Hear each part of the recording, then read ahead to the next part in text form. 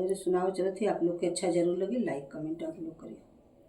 ओई सड़किया पर खोल दा दुकान पिया, ओई सड़किया पर खोल दा दुकान पिया, बेचब बीड़ी पान पिया ना। ओई सड़किया पर खोल दा दुकान पिया, बेचब बीड़ी पान पिया ना।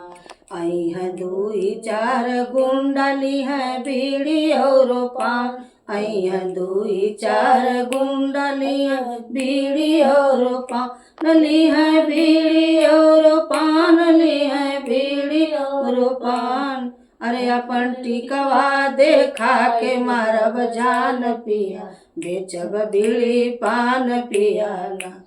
अपन टिकवा देखा के मारब जान पिया, बेचब बीड़ी पान पिया ना। वही सड़किया पर खोल दा दुकान पिया, बेचब बीड़ी पान पिया ना।